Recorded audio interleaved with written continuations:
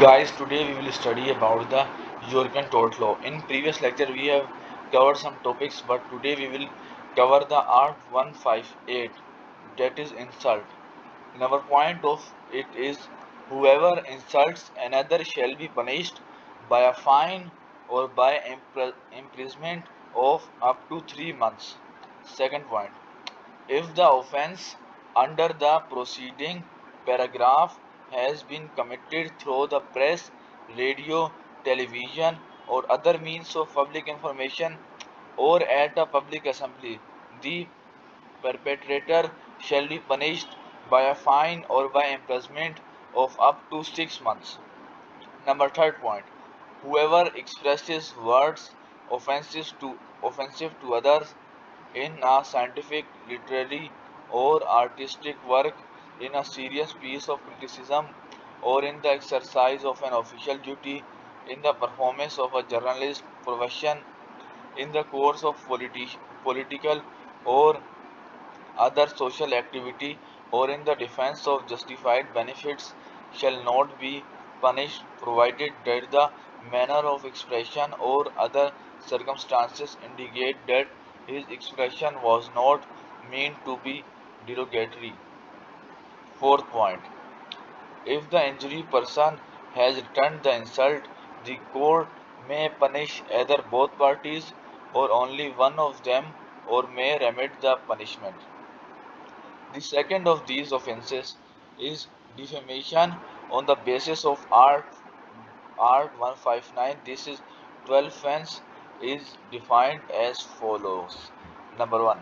Whoever asserts or circulates anything untruth about another person which is capable of damaging the latter's honor or reputation, and which he knows to be false, shall be punished by a fine or by imprisonment of up to 6 months.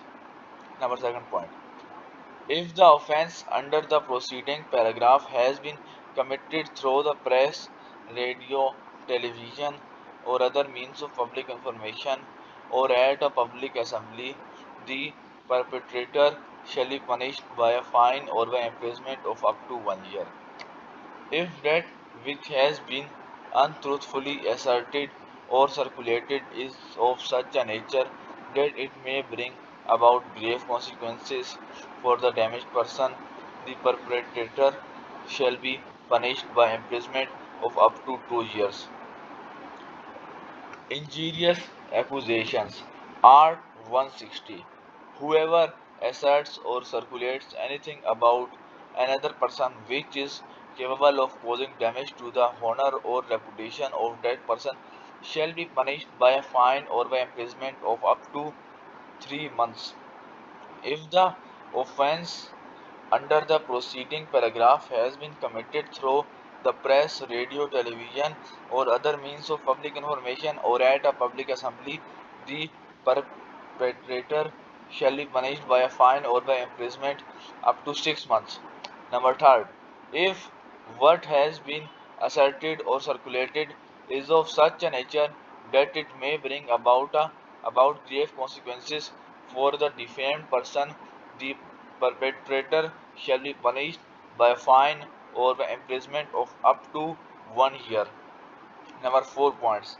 If the perpetrator proves either the truth of his assertion or that he had reasonable grounds to believe in the truthfulness of what had been asserted or circulated, he shall not be punished or injurious accusation but may be punished either for insult, that is in Art 158, or for reproach of a criminal offence with the intention of disparage in Art 162. Number 5.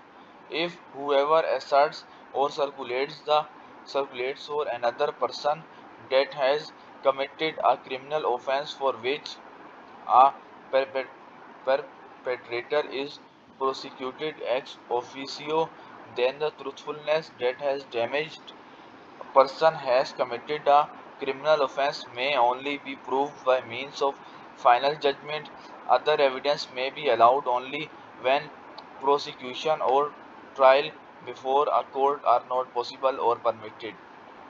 If the injurious accusation asserting that the damaged person has committed a criminal offense for which the perpetrator is prosecuted ex officio has been committed in circumstances under Part 3 Art 158 of the present code, the perpetrator shall not be punished for injurious accusation even without the existence of a final judgment when he can prove that he had a just justified reason to believe in the truthfulness of what he had asserted or circulated. So this is for now. We will cover next art 163 and above in the next lecture. Allah Hafiz.